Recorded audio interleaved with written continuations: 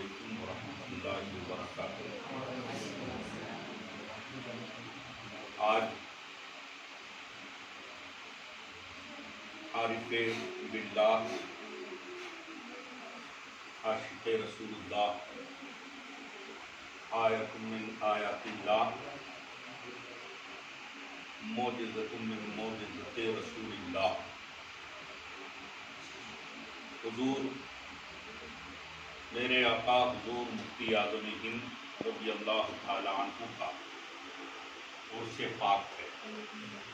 یہ فقیر بریلی شریف سر کے بل حاضر ہوتا، مگر اس علالت سخت تھی جس کی بنا پر حاضر نہ ہو سکا، اور پھر حضرت کا شاید منشا بھی یہی تھا دارالعلوم مفتی اعظم ہند میں ہمارا ذکر ہو اور عرس منایا جائے، تو اس لیے آپ حضرات کو کل ہی بتا دیا اور احباب کو بتایا کہ قانون ہندوستان کے سخت ہیں مسلمانوں کے حق میں، اس لیے کوئی بڑا جلسہ یا زیادہ احباب کو اکٹھا نہیں کیا جا سکتا۔ جتنے ہیں اتنے ہی غنیمت ہیں، اصل ہے آقا کا ذکر، وہ بھرپور ہے اور ہوگا انشاءاللہ۔ مختصر سرکار مفتی اعظم ہند کی سوانح بھی بیان کر دی جائے۔ بچوں نے نعت شریف پڑھا اور حضرت کو یہ قصیدہ بردہ شریف بہت پسند تھا۔ ایک دن میں اگر 10 مجلسیں ہوتی تھیں تو 10 مجلسوں میں حضرت قصیدہ بردہ شریف ضرور پڑھواتے تھے، وہ بھی ہو گیا الحمدللہ۔ تو مختصر ذکر بھی ہو جائے 10-5 منٹ۔ نحمدہ ونصلی ونسلم علی حبیبہ الکریم، اما بعد، فاعوذ باللہ من الشیطان الرجیم، بسم اللہ الرحمن الرحیم۔ الا ان اولیاء اللہ لا خوف علیہم ولا هم یحزنون الذین آمنوا وکانوا یتقون۔ آمنت باللہ، صدق اللہ مولانا العلی العظیم، وبلغنا رسولہ النبی الامین الکریم، ونحن علی ذلک لمن الشاہدین والشاکرین والآمنین والمطمئنین والموقنین والحمد للہ رب العالمین۔ ڈھونڈتے ڈھونڈتے اس دہر میں تھک جاؤ گے، ڈھونڈتے ڈھونڈتے اس دہر میں تھک جاؤ گے، ان سا مرشد نہ زمانے میں کہیں پاؤ گے۔ جب کبھی شہر بریلی کی طرف آؤ گے، جب کبھی شہر بریلی کی طرف آؤ گے، ان کے روضے پہ مدینے کی ہوا پاؤ گے۔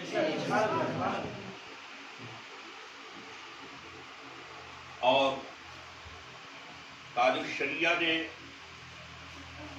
فرمایا ہے کہ دو سرا میں کوئی، دو جہاں میں تم سا مرشد دوسرا ملتا نہیں، ڈھونڈتے پھرتے ہیں مہر و مہتا ملتا ہے۔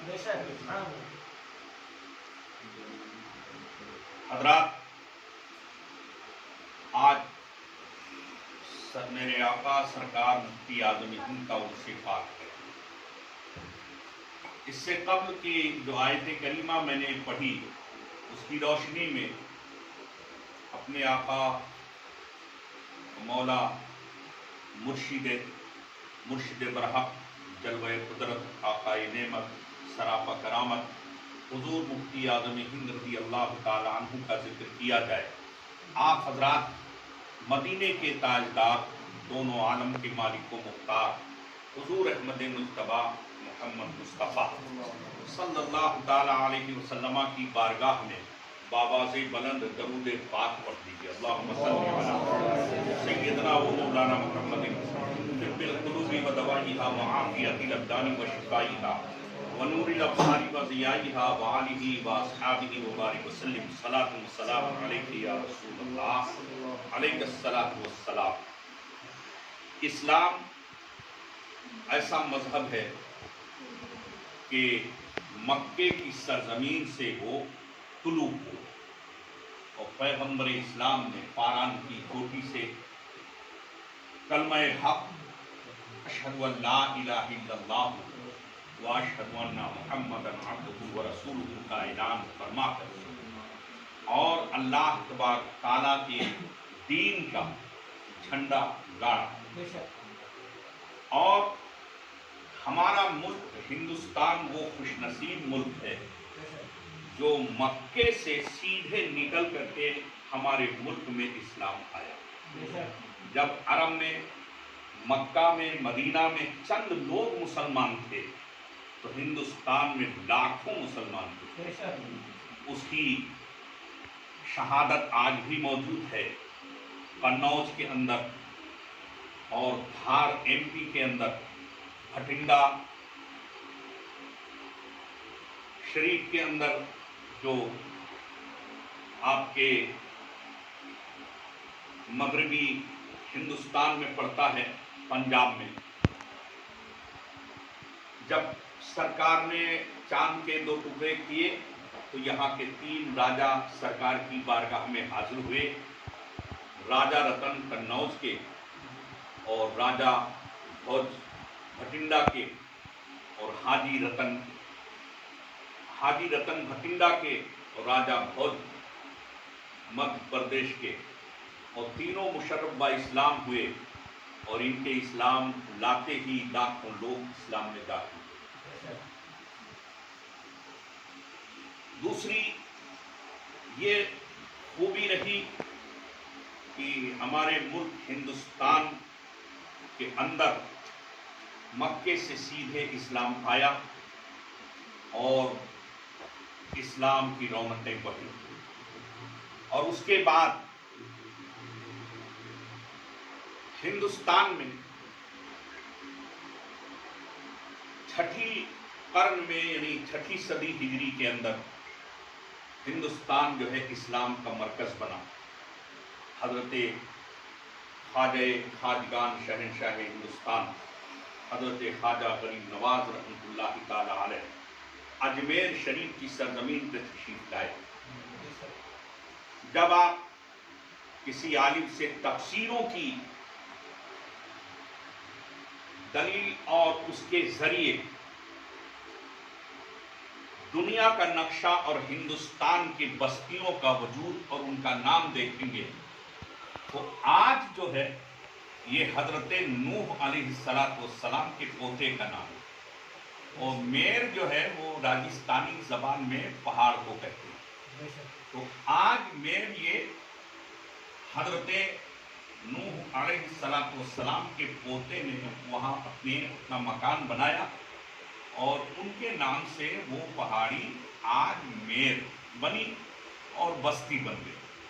حضرت غریب نواز وہاں تشریف لائے، وہ مرور زمانہ نہیں، زمانہ گزرنے کی بنا پر وہ لفظ آج کو سمیٹ کر کے اج کر دیا اور میر اپنی جگہ باقی رہا، اجمیر ہو گیا۔ یہ حضرت نوح علیہ السلام کے پوتے جو نبی تھے انہی کے نام پر وہ آج بھی وہ شہر ہے، اور تفسیروں کی کتابوں میں، تاریخ کی کتابوں میں یہ موجود ہے، تفسیر کبیر وغیرہ میں اس کا پورا ذکر ہے۔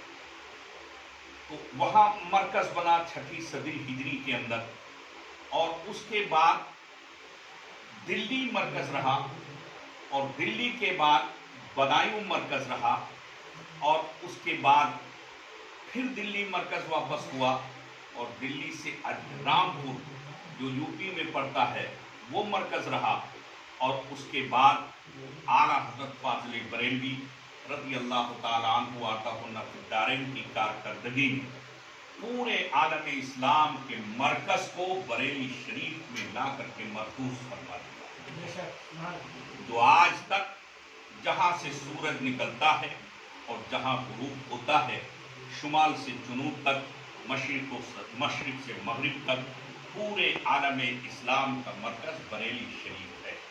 اعلیٰ حضرت فاضل بریلوی رضی اللہ تعالیٰ عنہ ایسے جلیل القدر ولی تھے کہ جن کو اس وقت کے علماء نے مجدد اعظم کہا، اور ان کو قطب الارشاد کہا. قطب الارشاد اپنے وقت کے غوث کو کہتے ہیں.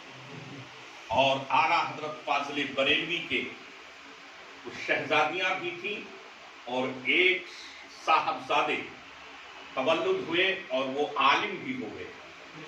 18 سال کی عمر بھی ہو گئی. حضرت مرشد انام حجت الاسلام مولانا حامد رضا خان صاحب بہت جلیل القدر عالم تھے.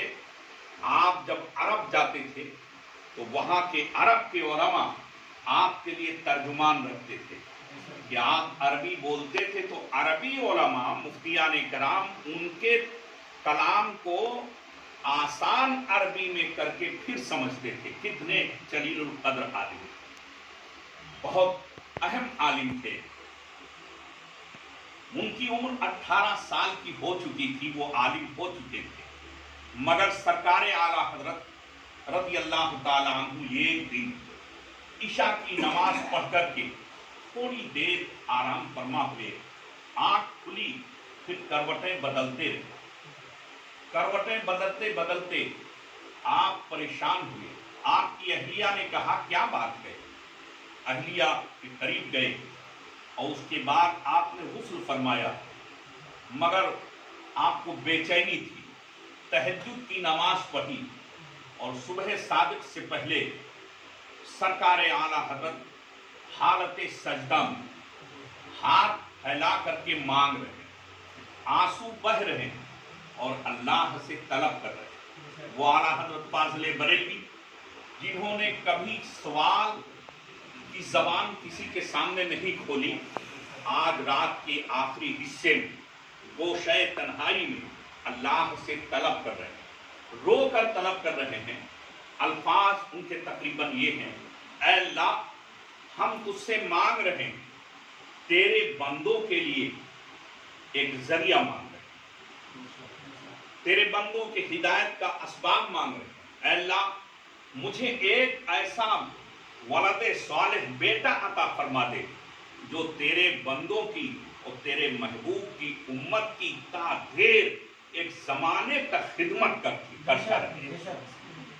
اعلیٰ حضرت دعا مانگتے مانگتے صبح ہوتی ہے، فجر کی نماز پڑھتے ہیں اور اس کے بعد آپ کا چہرہ حشاش و بشاش ہوتا ہے، خوش ہوتا ہے اور آپ احباب سے کہتے ہیں اللہ نے چاہا تو میرے گھر میں ایک بیٹا پیدا ہوگا جو اللہ کا ولی ہوگا اور وہ دیر تک قوم و ملت کی خدمت کرے گا. آپ کچھ دن کے بعد جب مارہرہ شریف اپنے مرشد خانے میں پہنچتے ہیں تو آپ کے پیر و مرشد سیدنا سرکار قطب عالم حضرت آل رسول احمدی مارہروی رضی اللہ تعالیٰ عنہ جو اولاد غوث اعظم، انہوں نے فرمایا مولانا احمد رضا، اللہ تبارک تعالیٰ نے آپ کو ایک دولت عطا فرمائی ہے جو بیٹے کی شکل میں ہوگی اور وہ آپ کے لیے مبارک. سبحان. وقت گزرتا گیا، تقریباً 9 مہینے گزر گئے اور جس دن آپ کی ولادت ہونا تھی آپ مارہرہ شریف میں موجود تھے. اعلیٰ حضرت فاضل بریلوی تہجد کی نماز پڑھ کر کے مسجد سے مارہرہ شریف کی سیڑھیوں پہ اتر رہے تھے اور آپ کے مرشد کے جانشین خاتم الاکابر حضرت ابوالحسین احمد نوری رضی اللہ تعالیٰ عنہ مسجد میں فجر کی نماز کے لیے چڑھ رہے تھے. آپ نے فوراً مبارکبادی پیش کی، مولانا احمد رضا آپ کو مبارک ہو، آپ کے گھر میں اللہ کا ولی تشریف لایا اور اس کا نام میں نے ابو البرکات رکھا. سبحان. اعلیٰ حضرت فاضل بریلوی رضی اللہ تعالی عنہ نے فرمایا حضور وہ عاشق الہی بھی ہوگا؟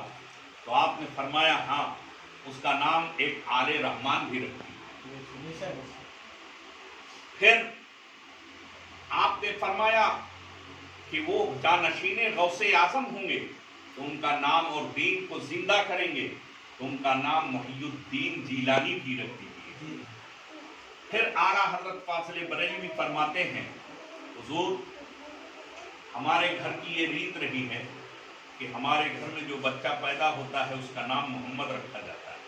کہا کیونکہ یہ 1200 یہ جو ہے ان کا نام آپ تاریخی اور پیدائشی نام محمد رکھ دیجیے۔ چنانچہ آپ کا وہ پورا نام جب سمیٹا گیا ابو البرکات محی الدین جیلانی آل رحمان عرف محمد مصطفیٰ رضا تھا۔ یہ جب پورا ملا دیا جائے تو تاریخی نام 1310 ہجری بن جاتا ہے۔ 1310 ہجری 22 ذی الحجہ صبح صادق کے بعد 1310 ہجری میں ہمارے آقا میرے پیر و مرشد سرکار مفتی اعظم ہند اعلیٰ حضرت کے گھر میں تشریف لائے، آپ کی ولادت ہوئی۔ آپ کے مرشد زادے حضرت ابو الحسین احمد نوری جو خاتم الاکابر ہیں، انہوں نے فرمایا مولانا احمد رضا وہ لڑکا بڑا صاحب برکت ہے اور میں آؤں گا تو اس کی زیارت کروں گا۔ وہ ولی کامل ہے، اپنے وقت کا غوث ہے اور تمہیں مبارک ہو۔ سبحان اللہ۔ اور آپ نے جوڑا دیا اور فرمایا اس جوڑے کو اس بچے کو پہنانا۔ اعلیٰ حضرت کو بھیجا، اعلیٰ حضرت تشریف لائے، پیشانی کو چومی، چاند جیسی پیشانی، سورج کی کرنیں اس پر مرکوز ہوتی ہوئے شرماتی تھی۔ سرکار مفتی اعظم ہند رضی اللہ تعالیٰ عنہ واردہ نفی الدارین کا عالم یہ تھا کہ آپ جب بیٹھنے کے لائق ہوئے تو دایا فرماتی ہیں، آپ کی والدہ گواہی دیتی ہیں کہ کبھی ماں کے گود میں یا دایا کے گود میں نہیں اٹھے۔ جیسے بیٹھنے کے لائق ہوئے تو فوراً ہی جب دودھ پی لیتے تھے تو آپ مچل جاتے تھے، اور آپ کو جب چھوڑ دیا جاتا تھا تو وہ گھسٹ کر کے اعلیٰ حضرت کی بارگاہ میں آ جاتے تھے۔ اور اعلیٰ حضرت جہاں فتویٰ دیتے تھے تو تپاہیوں کے اس طرف جس طرف بچے بیٹھ کر کے سبق حاصل کرتے ہیں وہاں تپاہی پکڑ کر کے اور سرکار مفتی اعظم ہند بیٹھ جایا کرتے۔ اعلیٰ حضرت جب بتاتے تھے، لڑکوں کو پڑھاتے تھے، محدثین کو پڑھاتے تھے، فقہا کو درس دیتے تھے، تو اس وقت 6-7 مہینے کی عمر میں، 8 مہینے کی عمر میں سرکار مفتی اعظم ہند اس بات کو غور سے سنا کرتے۔ یہ عالم تھا، آپ کا عالم یہ تھا کہ حضور مفتی اعظم ہند نے سرکار اعلیٰ حضرت سے تعلیم حاصل کی، اور آپ ایک بار آپ کا واقعہ کہ ہدایت النحو آپ رضا مسجد میں بیٹھے ہوئے بند کتاب کیے ہوئے اس کو غور سے دیکھ رہے تھے، تو آپ کے استاذ حضرت علامہ رحم الہی صاحب منگلوری ادھر سے گزرے اور انہوں نے فرمایا آنکھ بند تھی، کتاب بھی بند تھی، آنکھ بھی بند تھی، کتاب بھی بند تھی، تو اور غور سے اس طریقے سے دیکھ رہے تھے جیسے پڑھ رہے ہیں۔ تو آپ کے استاد حضرت علامہ رحم الہی صاحب منگلوری نے فرمایا شہزادے بند کتاب بند آنکھوں سے کیا دیکھ رہے ہیں؟ تو سرکار مفتی اعظم ہند کھڑے ہو گئے استاذ کے ادب میں اور مسکرا کر فرمایا حضور میں نے یہ دیکھا کہ کھلی کتاب آنکھوں کو کھول کر تو پڑھا جا سکتا ہے، مگر بند کتاب بند آنکھوں سے پڑھی جا سکتی ہے کہ نہیں؟ تو حضرت علامہ رحم الہی صاحب منگلوری نے فرمایا کہ کس حد تک پہنچے؟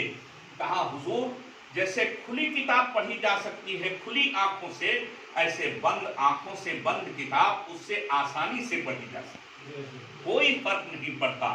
حضرت علامہ استاذ الاساتذہ رحم الہی صاحب منگلوری نے سینے سے لگا لیا اور فرمایا صاحبزادے آپ کا گھرانہ تو ولیوں کا ہے، آپ کے لیے کچھ بعید اور مشکل کام نہیں۔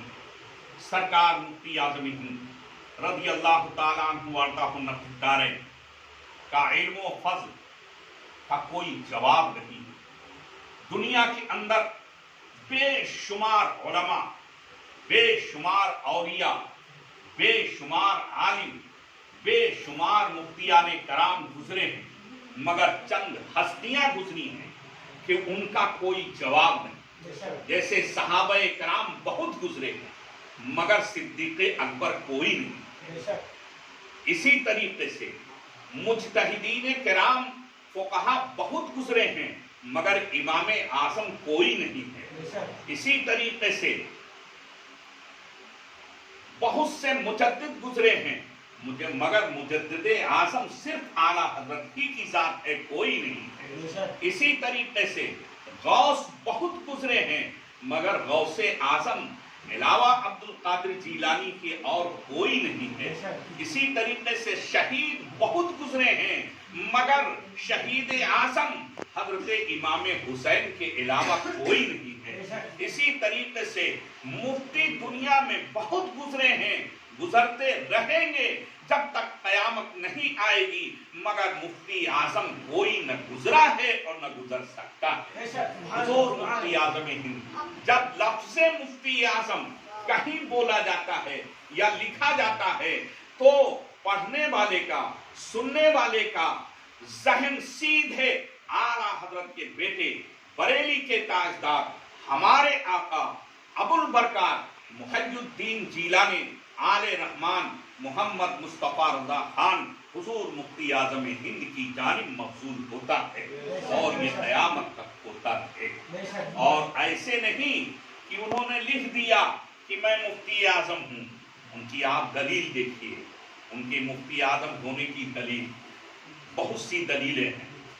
جب دنیا کے اندر یہ انجیکشن ایجاد ہو، انجیکشن، تو پوری دنیا میں عرب و عجم میں مفتیان کرام تذبذب میں پڑے کہ آیا انجیکشن اگر دیا جائے تو روزہ ٹوٹے گا یا نہیں ٹوٹے گا۔ عرب کے علماء بھی پریشان تھے، پاکستان کے علماء بھی پریشان تھے، ہندوستان کے علماء بھی پریشان تھے۔ بہت سے لوگوں نے لکھا، وہ فتوے موجود ہیں کہ اگر انجیکشن گوشت میں دیا جائے تو وہ اس سے روزہ نہیں ٹوٹے گا، اور بہت سے لوگوں نے کہا کہ گوشت میں دیا جائے جب بھی ٹوٹ جائے گا، اور بہت سے نے کہا کہ اگر نس میں دیا جائے تو روزہ ٹوٹ جائے گا، کسی نے کہا مکروہ ہو جائے گا۔ مگر یہ حل و حرم کے علماء، فتاوی مصطفیہ شریف میں فتویٰ موجود ہے، جب سب پریشان ہوئے، خود فتویٰ لکھنے والے کہ ٹوٹ جائے گا یا مکروہ ہو جائے گا یا نہیں ٹوٹے گا، جواب دینے کے باوجود بھی مفتیان کرام اپنے جواب سے خود مطمئن نہیں ہوئے تو سرکار مفتی اعظم کی بارگاہ میں سوال قائم کیا۔ پھر سرکار مفتی اعظم نے فرمایا ان مفتیان کرام سے کہ آپ لوگ مجھ بڈھے کو پریشان کرنے آ گئے، آپ لوگوں کو سب معلوم ہے، آپ توجہ آپ نے نہیں کی۔ فرمایا کہ دوا یا کوئی بھی چیز جب تک کہ معدے کے اندر بغیر وسیلے کے نہیں داخل ہوگی، اس وقت تک ڈائریکٹ نہیں داخل ہوگی، بغیر وسیلے کے جب تک کہ نہیں داخل ہوگی اس وقت تک روزہ نہ مکروہ ہوگا اور نہ ٹوٹے گا۔ اور اس کے 3 راستے ہیں، ناک، منہ یا پیخانے کا راستہ، مبرز۔ اس راستے سے، مبرز کے راستے سے یعنی پیخانے کے راستے سے یا ناک کے راستے سے یا منہ کے راستے سے پانی یا غذا یا دوا اگر داخل ہو جائے معدے میں تو روزہ ٹوٹ بھی جائے گا، مکروہ بھی ہو جائے گا۔ اس کے علاوہ جو بھی ذرائع ہیں، چاہے وہ نس ہو یا ماس ہو، واسطے اور وسیلے سے جو دوائیں پیٹ میں جائیں گی وہ دوا نہیں جائے گی بلکہ اس کا عکس جائے گا، عکس جائے گا، دوا نہیں جائے گی۔ نس میں لگایا جائے، جب بھی عکس جائے گا اور عکس ایسے جائے گا، آپ اس کی مثال سمجھیے، جیسے آپ ایک گلاس رکھیے، گلاس رکھ دیا آپ نے، گلاس کو دھلا، پھر دھوپ میں سکھایا، بالکل ٹناٹن وہ سوکھا ہوا، سوکھنے کے بعد اس کو رکھ دیا، اب آپ نے اس میں ٹھنڈا پانی ڈالا، ٹھنڈا پانی ڈالا، تھوڑی دیر میں 1 منٹ میں وہ پانی باہر آ گیا، قطرے قطرے ٹپک گئے، نیچے زمین میں بھی ٹپک گیا۔ کسی نے کہا یہ نیا گلاس لائے ہیں قاری امانت علی صاحب، یہ خراب ہے۔ ایک نے پوچھا کیوں خراب ہے؟ کہا اس میں سوراخ ہے، وہ پانی ڈالا گیا، پانی باہر آ رہا۔ دوسرے نے کہا عقل سے کام لو، اس گلاس میں سوراخ نہیں ہے۔ کہا پھر یہ پانی کیسے آ گیا؟ ڈالا اندر گیا تھا، پانی باہر آ گیا۔ کہا یہ پانی نہیں ہے بلکہ پانی کا عکس ہے، یہ پانی نہیں ہے، یہ کیا ہے؟ پانی گلاس کے اندر ہے، اگر باہر آتا تو گلاس کا جو پانی ہوتا وہ کم ہوتا، مگر پانی جتنا گلاس میں ڈالا گیا تھا اتنا موجود ہے۔ اب باہر جو آیا زمین بھی بھیگ گئی، گلاس بھی بھیگ گیا، تو پانی وہ اگر پانی ہوتا تو گلاس کا پانی کم ہو جاتا، جو باہر نکل گیا۔ تو گلاس میں سوراخ نہیں، کہیں کوئی شک نہیں، کوئی فالٹ نہیں، پھر یہ پانی کہاں سے آیا؟ تو عقل سائنس دانوں نے کہا فوراً کہ یہ گلاس کے اندر پانی ہے، اس کا عکس گلاس کے باہر تہ پہ سطح پہ لگی اور وہ سطح ٹھنڈی ہوئی، اس نے اس کا اثر پانی کا قبول کیا اور ہوا نے آ کر کے اس گلاس کو چھوا تو وہ ہوا پانی سے تبدیل ہو گئی۔ آپ سمجھتے ہیں وہ پانی ہے، ایسا نہیں ہے، بلکہ وہ پانی جو پانی کی شکل میں گلاس کے باہر لگا ہوا ہے وہ ہوا ہے جو پانی سے تبدیل ہو گئی۔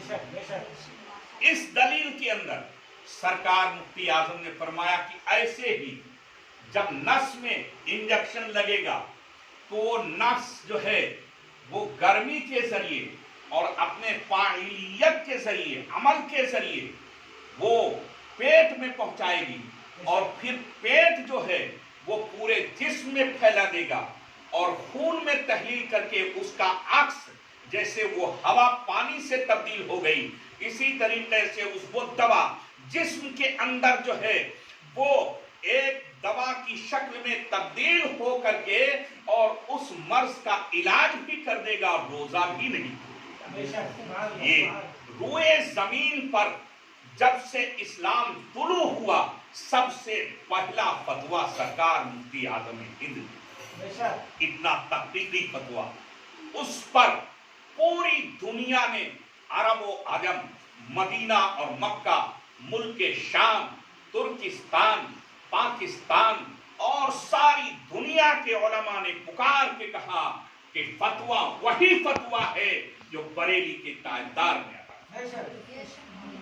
اسی طریقے سے بے شمار فتاوے جو جدید طریقے پر میرے آقا سرکار مفتی اعظم ہند نے دیا، اور پھر آپ نے عزیمت پہ ہمیشہ عمل کیا۔ عزیمت پر یہ عالم تھا کہ جب اسلام کے دشمن ملک ہندوستان کے پراخچے اڑا رہے تھے، اور ہندوستان لوگ سمجھتے ہیں ہندوستان تقسیم ہو کر 2 ہی ملک بنے، ایسا نہیں، ہندوستان کو پارا پارا کر دیا، 10 ملک اس میں بنا دیا۔ مالدیپ اسی میں تھا، مالابار اسی میں تھا، کولم سری لنکا اسی میں تھا، اور بنگلہ دیش اسی میں تھا، آپ کے پاکستان اسی میں تھا، افغانستان اسی میں تھا، اور بے شمار تقریباً 1 درجن جزیرے ہندوستان میں تھے۔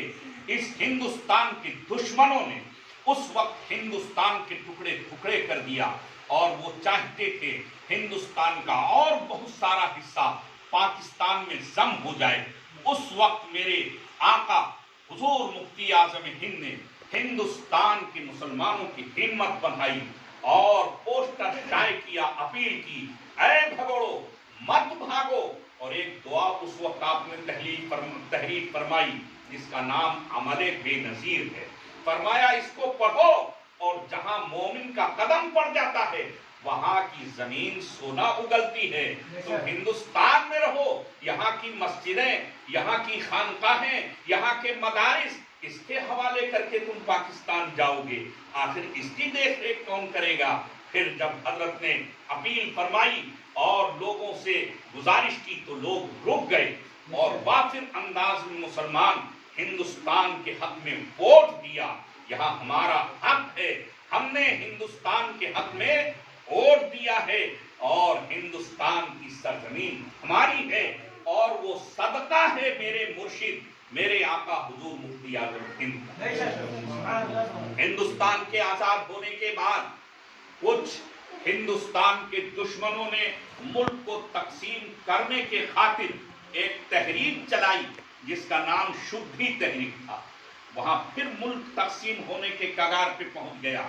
اس وقت میرے آقا حضور مفتی اعظم ہند نے اپنے اثاثے سے، اپنے پیسے سے ہندوستان کے بڑے بڑے علماء، صدر الشریعہ بدر الطریقہ مولانا امجد علی صاحب رحمت اللہ تعالی علیہ، محدث اعظم ہند حضرت علامہ مدنی میاں کے والد اور حضرت مختار اشرف صاحب، حضرت علامہ نعیم الدین صاحب مراد آبادی، حضرت شیر بے شہل سنت اور بے شمار علماء کو، لگ بھگ کئی ہزار علماء کو بلا کر کے میٹنگ کیا اور شدھی تحریک کے خلاف بریلی شریف چھوڑ کر کے اپنی بے شمار پراپرٹی بیچ کر کے ان علماء کو سال بھر کا خرچہ دے دیا اور آگرہ میں اس کی ہیڈ آفس قائم کر کے شدھی تحریک کا جنازہ نکال دیا اور اسلام کو بچا لیا، ملک کو تقسیم ہونے سے بچا لیا.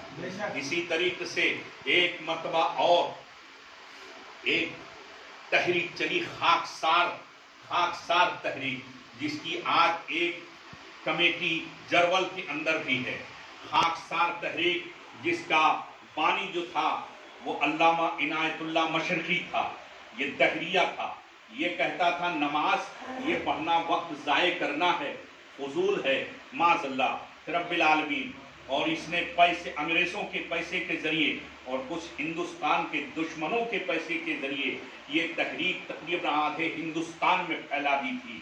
حضور مفتی اعظم ہند نے کلکتہ کے اندر انصار الاسلام کی ایک جو ہے وہ تحریک کمیٹی تشکیل دی اور اس کے بعد تحریک چلایا اور عنایت اللہ مشرقی کو آخر تک گھسیٹا اور آخر اس کا جب آخری ہو گیا، اس کی تحریک ختم ہو گئی، تب سرکار مفتی اعظم ہند نے دم لیا. اور اس کے بعد ایک مرتبہ جب مسلمانوں کا گلا نہ کٹاتے ہوئے نسل کشی کا دور چلا دیا تھا اندرا گاندھی نے، نسل بندی کا دور تھا، اس وقت تو بڑے بڑے لوگ بہ گئے، تمام دارالافتاء بند ہو گئے. مفتیان کرام جو ہے وہ دارالافتاء اور گھر چھوڑ کر کے ہوٹلوں میں بسیرا کرتے تھے. اور عالم یہ تھا جب اگر مفتیوں سے، بڑے بڑے مفتیوں سے پوچھا جاتا تھا اس بارے میں، نسبندی کے بارے میں آپ کا کیا حکم ہے، تو کہتے تھے بریلی شریف جائیے. بریلی شریف حضرت کا عالم یہ تھا کہ آپ کی عمر کافی ہو چکی تھی، بدن میں راشات پڑ چکا تھا اور آپ لکھتے نہیں تھے.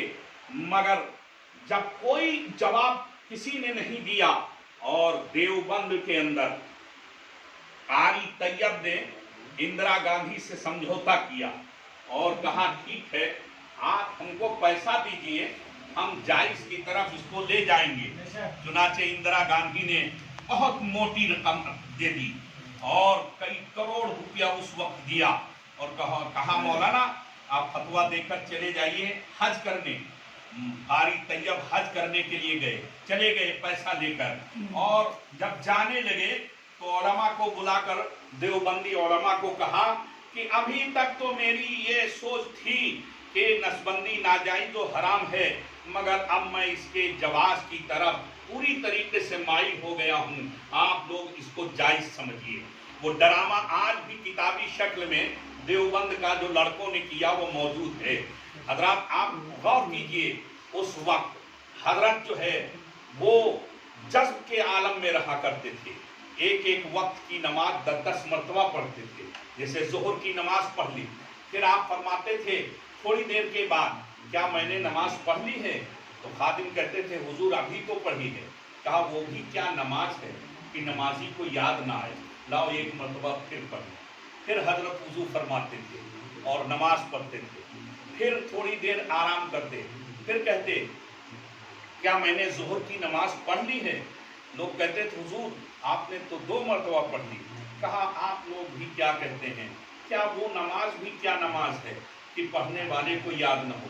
آپ کہہ رہے ہیں ٹھیک ہے مگر لاؤ ایک مرتبہ اور پڑھ لیں. اس طریقے سے حضرت ظہر کی نماز عصر تک پڑھتے تھے مگر عصر کی دوبارہ نہیں پڑھتے تھے. آپ ذرا دیکھیے, مغرب کی دوبارہ نہیں پڑھتے تھے. عشاء کا پھر عالم جب ہوتا تھا تو حضرت نماز مغرب کے بعد ہی سے تیاری شروع, نماز پڑھ لیں. پھر نماز پڑھ کر آتے تھے اور آپ کی غذا تھی کتنی, ایک پیالی بکری کا شوربہ اور ایک پھلکا روٹی کی چپاتی کا بکل. آپ اس کو صرف تناول فرماتے تھے 2 انگلیوں سے اور ایک گلاس پانی. اس کے بعد فرماتے تھے کھانا کھا لیا ہے, وضو فقیر کا ہے مگر تازہ وضو کر لیں. لوگ کہتے ہیں حضور آپ نے تو نماز پڑھ لی ہے. آپ لوگ بھی کہتے ہیں ٹھیک ہے مگر ہم کو یاد نہیں ہے, تو ایک مرتبہ لاؤ اور پڑھ لیں. اس طریقے سے آپ عشاء کی نماز رات بھر پڑھتے تھے, 10 مرتبہ پڑھتے تھے اور جب پڑھتے تھے تو تازہ وضو کے ساتھ پڑھتے تھے. ٹھنڈیوں کی راتوں میں بار بار وضو فرماتے تھے. یہ آپ کا عالم تھا. اور مگر نماز کا یہ تھا مغرب کی, فجر کی, عصر کی دوبارہ نہیں پڑھتے تھے.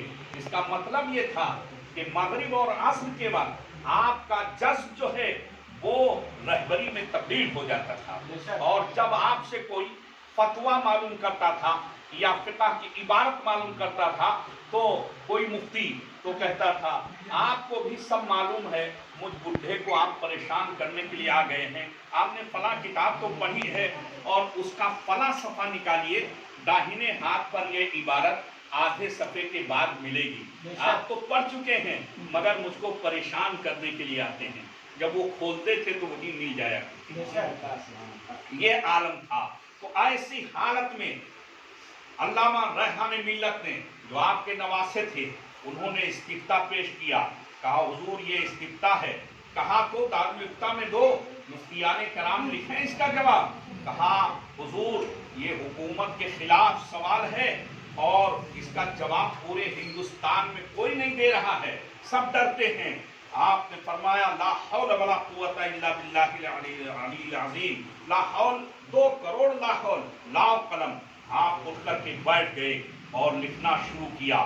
قرآن مقدس کی آیت لکھی, حدیث پاک لکھی, اس کے بعد فقہی دلیلیں لکھی. ایک وہابی مولوی وجیہ الدین رامپوری کہتا ہے کہ جب میں نے اعلیٰ حضرت کے صاحبزادے حضور مفتی اعظم ہند کا نسبندی کے بارے میں فتویٰ پڑھا تو ایسا معلوم ہوتا تھا کہ میں نے بچپن سے جتنا پڑھا سب میں بھول گیا. قرآن مقدس سے نسبندی کا ایسا جواب دیا کہ ایسا معلوم ہوتا تھا کہ یہ قرآن مقدس کی آیت صرف نسبندی کے بارے میں نازل ہے. آپ نے دلائل دیے اور اس کے بعد فرمایا نسبندی حرام ہے, حرام ہے, حرام. اور رحمانی میاں سے بلا کر کہا اس کو چھپوا دو. کہا کوئی پریس اس کو نہیں چھاپے گا. اس وقت کی قربانی دیکھیے, آپ اور اپنی اہلیہ کے حج کے لیے پیسہ آپ نے اکٹھا کیا.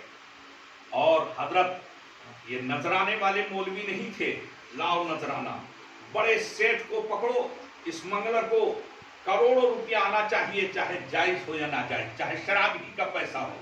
آج کل کے پیروں کا تو عالم ہے یہ. مگر میرے آقا حضور مفتی اعظم ہند کبھی نذرانہ نہیں لیتے تھے. اگر کوئی 4 آنا, 2 پیسہ, 5 پیسہ, 8 آنا, 1 روپیہ, 2 روپیہ تک دیتا تھا تو حضرت اس کو قبول فرماتے تھے اور اس کے لیے یوں دعا دیتے تھے ماشاء اللہ ماشاء اللہ, ماشاء اللہ ماشاء اللہ. آپ نے فقیر کو نذرانہ دیا, اللہ تبارک تعالیٰ آپ کو بہت کچھ عطا فرمایا. اور جو 5 روپیہ دیتا تھا یا اس سے زیادہ دیتا تھا تو حضرت اس میں 2 پیسہ, 4 پیسہ, 8 آنا, 4 آنا ملا کر کے वापस कर देते और फरमाते थे फकीर ने आपका नजराना कबूल कर लिया। नजराना कबूल करना सुन्नत है, अब ये आप फकीर की तरफ से कबूल कर लीजिए। अल्लाह ताला ने आपको बहुत कुछ दिया। जो कम देता था उसके बारे में ये दुआ देते थे कि अल्लाह तबारक ताला आपको बहुत कुछ अता करे, और जो ज्यादा देता था उससे ये कहते थे अल्लाह ताला अल्लाह ने आपको बहुत कुछ दिया, ये दुआ देते थे। हजरत वो नजराना बहुत मुख्तसर लिया करते थे। आप जिम्मेदार थे, हजारों बीघे जमीन थी, कई सौ गांव आपकी जिम्मेदारी में थे। आपके लंगर खाने में 80 साल तक आग नहीं बुझी, 24 घंटा लंगर चलता था। ये आपकी सखावत थी। उलमा आते थे उस वक्त जब 25 रुपया 30 रुपया मुहद्दिस की तनख्वाह होती थी, आप 1,000 रुपया नजराना दे दिया करते थे। ये आलम था सरकार मुफ्ती आजम हिंद की सखावत का। तो हज का पैसा आपने इकट्ठा किया था अपनी अपनी अहलिया के लिए, खादिमा के लिए, अपने खादिम के लिए। वो पैसा कहाँ ऐसा है और मेरे पास कोई पैसा नहीं है, हज का पैसा रखा हुआ है, उस पैसे से आज ही प्रेस खरीदो और आज ही लगवा करके रात में फतवा छप जाना चाहिए। चुनाचे फौरन रहमानी में हमें उस हज के पैसे को, कितनी बड़ी कुर्बानी है मेरे पीरो मुर्शिद की कि हज के पैसे अपने हज का, अपनी बीवी के हज का, छोटी भी साहिबा उनके कदमों पर हमारी जान कुर्बान हो जाए। खादिमों का पैसा हज का, हालांकि नवाफिल हज का पैसा था, उसको लगा करके और फिर नसबंदी का फतवा छापा गया और छाप करके और पूरे हिंदुस्तान में आम किया गया। इंदिरा तक जब वो फतवा पहुंचा तो इंदिरा के पैरों से जमीन निकल गई। उसने बरेली को छावनी से तब्दील कर दिया, इतनी फौज उतार दिया, मगर गिरफ्तारी की हिम्मत नहीं हुई। फिर आलम ये था कि वहां का स्पेशल सीबीआई का जो आला किस्म का इंस्पेक्टर था, उसको मुफ्ती आजम हिंद की बारगाह में भेजा और वो कई दिन आता रहा, मगर आपकी बारगाह में बारियाबी का मौका न मिला। एक दिन वो आया आम दरबार में। कहा इनका आम दरबार कब लगता है? कहा यह असर के बाद लगता है। वो आया असर के बाद और बैठा। आपने फरमाया भाई आप कहाँ से आए हैं? कहा मैं भी एक हाजत लेकर आया हूँ। कहा बताइए। कैंची खोली और वो फतवा निकाला। कहा ये बताइए हुजूर क्या ये फतवा आपने लिखा है? कहा इसको पूछने की जरूरत नहीं है, अगर फतवे के आखिर में फकीर मुस्तफा रजा खान गफर लहू लिखा है वो फकीर ही का फतवा है, न उसको दिखाने की जरूरत है, न पूछने की जरूरत है, न हमसे तस्दीक की जरूरत है। कहा यही लिखा है। कहा फिर फकीर ही का लिखा हुआ है, कहिए क्या कहना चाहते हैं? कहा हुजूर हुकूमत बहुत सख्त है, आप जो है इस पर गौर कर लीजिए। कहा यहाँ बगैर गौर किए फतवा लिखा ही नहीं जाता है, हम लोग पहले गौर करते हैं फिर लिखते हैं। अब गौर करके लिख दिया, जो लिख दिया वो लिख दिया, अब उसमें कुछ गौर नहीं किया जाएगा, कोई गुंजाइश नहीं है। कहा हुकूमत बहुत सख्त है, आप फतवा बदल दीजिए। हजरत को जलाल आ गया। कहा कम बखत यहाँ फतवा नहीं बदला जाता, ये आला हजरत के बेटे की बारगाह है, यहाँ फतवा बदलने का वक्त आता है तो हुकूमत बदल दी। हुकूमत बदल दी। आप बताइए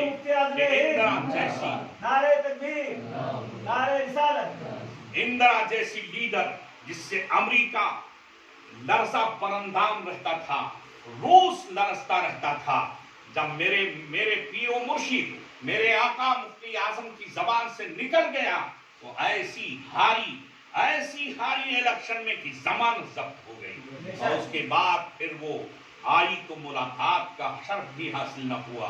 फिर आम दरबारियों में आई और वो बैठ गई। जब बैठी तो चटाई थी, वो चटाई यही वेद की चटाई थी। बैठी, आपने फरमाया ला हौल वला कुव्वता इल्ला बिल्लाहिल अलील अज़ीम। तू बेपर्दा कहाँ से आ गई? कौन है? हजरत अल्लामा सैयद मुजफ्फर हुसैन साहब और रहमानी मियाँ आड़ में खड़े थे। कहा हुजूर ये इंदिरा गांधी हैं जो आपसे दुआएं लेने के लिए आई हैं। आपने ला हौल पढ़ी। कहा तू तो मुसलमानों की नस कटवाना चाहती है। उसने कहा हुजूर अब हम माफी मांगती हैं, آپ کی دعا کی ضرورت ہے۔ فرمایا ٹھیک ہے، مسلمانوں کا خیال رکھو، اللہ کامیاب فرمائے گا۔ فوراً جو ہے یہ دعا لے کر کے جب گئی، مگر مجال نہیں تھی کہ آپ کے سامنے چہرہ کھول کر کے آئے، فوراً آپ نے چہرہ ڈھکوایا۔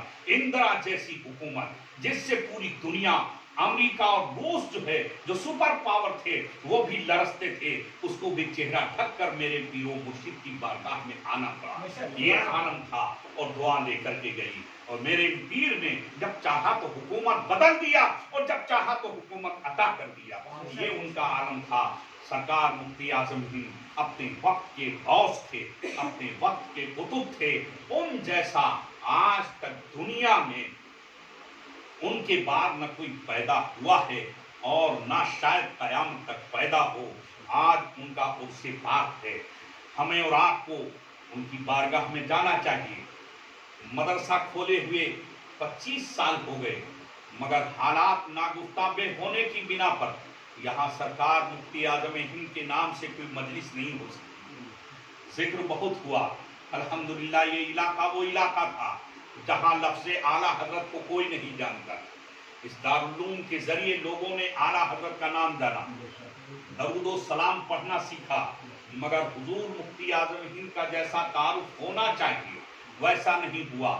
آج سے اس فقیر نے عزم بالجزم کیا ہے، بغیر سلک، بغیر کسی فیس اور چندہ کے، ہر 14 تاریخ کو سرکار مفتی اعظم ہند کا جو یوم ولادت ہے، اس تاریخ میں ہم کہیں رہیں آئیں گے اور سرکار مفتی اعظم ہند کے نام سے مجلس ہوگی، اور جو بھی انشاءاللہ ہوگا لنگر کیا جائے گا۔ آپ حضرات تشریف لائیں اپنے احباب کے ساتھ۔ آج کی دن سرکار مفتی اعظم ہند 1:40 پر رات میں داعی اجل کو لبیک فرمایا، اور آپ وصال کے بعد بھی جیسے پہلے زندہ تھے اس سے لاکھوں گنے زیادہ طاقت اور پاور میں آج بھی زندہ ہیں۔ ادھر آپ پکاریں المدد یا مفتی اعظم ہند، انشاءاللہ ادھر آپ کی مدد آ جائے گی۔ ہر موڑ پر اس مدرسے کے لیے، اس علاقے کی سنیت کے لیے انہوں نے ہمارا ساتھ دیا ہے، اور انہی کی عطا ہے جو اس علاقے میں سنیت ہے اور انشاءاللہ رہے گی۔ اللہ تبارک تعالیٰ ان کا صدقہ، ان کا فیضان ہمیں اور آپ کو عطا فرمائے۔ سارے عالم کو، سارے جتنے یہاں موجود ہیں، گجادھر پور اور قرب و جوار اور جو لوگ ان کا تصور کریں، اللہ تبارک تعالیٰ ان کے فیضان عطم سے مالا مال فرمائے، اور ان کے قدموں کا بوسہ لینے کی ہم کو آپ حضرات کو توفیق عطا فرمائے۔ ڈھونڈتے ڈھونڈتے اس دہر میں تھک جاؤ گے، ایسا مرشد نہ زمانے میں کہیں پاؤ گے۔ جب کبھی شہر بریلی کی طرف آؤ گے، ان کے روضے پہ مدینے کی ہوا پاؤ گے۔ اسی تمام واقعات کو قرآن مقدس نے اپنے الفاظ میں اللہ تعالیٰ نے ڈھالا ہے، اور فرمایا الا، کان کھول کر سن لو، ان اولیاء اللہ لا خوف علیہم ولا هم یحزنون، بے شک جو اللہ کے ولی ہیں نہ ان کو دنیا کا کوئی خوف ہے اور نہ آخرت کا انہیں کوئی غم، وہ بے خوف و بے خطر۔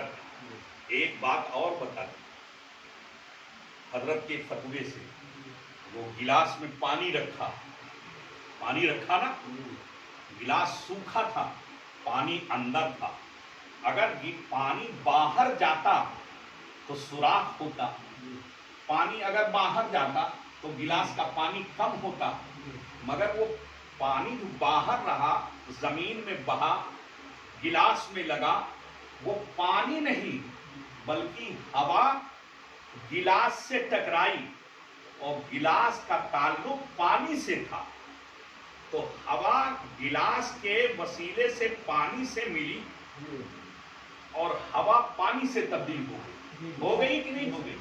یہ عقل میں آنے والی بات آ رہی ہے، اور سارے سائنسدان عقل مند اس کو مانتے ہیں، اور آپ بھی اس کا تجربہ کر سکتے ہیں۔